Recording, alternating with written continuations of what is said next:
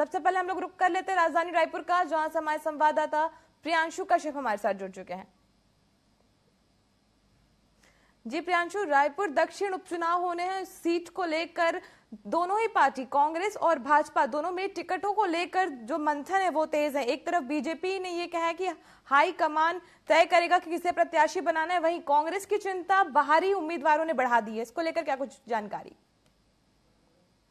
देखिए, जो दक्षिण का सीट है वो 35 साल से बीजेपी के खेमे में है, यानी 35 साल से वो बृजमोहन अग्रवाल का गढ़ माना जाता है। अब ऐसे में कांग्रेस के पास बड़ी चुनौती ये है कि जो 35 साल से बृजमोहन का गढ़ रहा है, जो बीजेपी के पास रहा है, उस खेमे को कैसे अपने पाले में लिया जाए। इसके लिए तमाम बूथ स्तर पर, निचले स्तर पर सर्वे कराया गया है कि कौन सा प्रत्याशी कांग्रेस का वहां पर सुटेबल रहेगा और जिसकी तर्ज पर जीत हासिल की जा सकती है। लेकिन वही बीजेपी के लिए भी एक बड़ी चुनौती है कि बृजमोहन के हट जाने के बाद कौन सा ऐसा उम्मीदवार या दावेदार हो सकता है सुटेबल, जो इस परंपरा जो चली आ रही है, जो 35 साल से जो सीट बीजेपी के पास रही है, उसको बरकरार रख सके। तो चुनौतियां दोनों के पास है, बीजेपी के पास भी और कांग्रेस के पास भी, क्योंकि 35 साल से जब बृजमोहन अग्रवाल यहाँ से लगातार जो है विधायक चुने जा रहे थे, तो एक पार्टी को एक जो कह सकते कि एक भरोसा भी रहा है इस सीट से, और उम्मीद जो जनता है वहां से,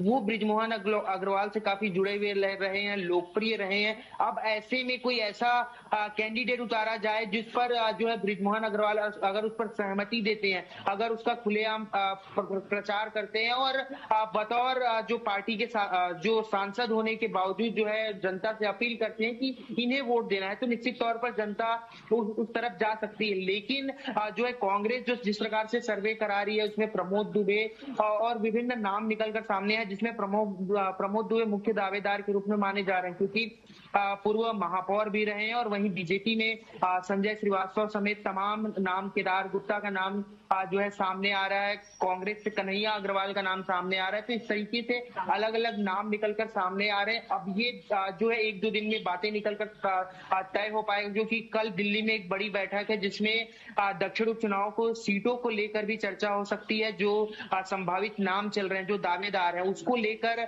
जो है चर्चा हो सकती है। वहीं नामांकन की तिथि शुरू हो चुकी है। नामांकन अब कुछ ही दिन में जो दावेदार है वो भरने जाएंगे, क्योंकि कल से कलेक्ट्रेट में नामांकन की प्रक्रिया शुरू हो चुकी है। तो इस तरीके से जो दावेदार है उस पे अब उम्मीदवारी में बदलने के लिए पार्टी कौन सा जो है रुख अपनाती है और किस तरीके से रणनीति बनाती है, दोनों ही पार्टी के लिए चुनौती की बात है। और दक्षिण जो सीट है वो अपने आप में एक रोचक बना हुआ है बृजमोहन अग्रवाल को वहां से छोड़ने के बाद।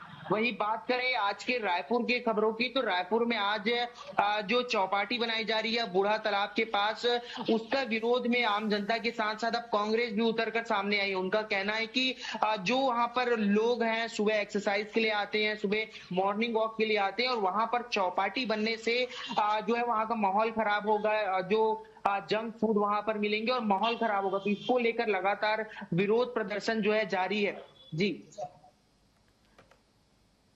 जी प्रियांशु, तमाम जानकारियों के लिए आपका बहुत बहुत धन्यवाद।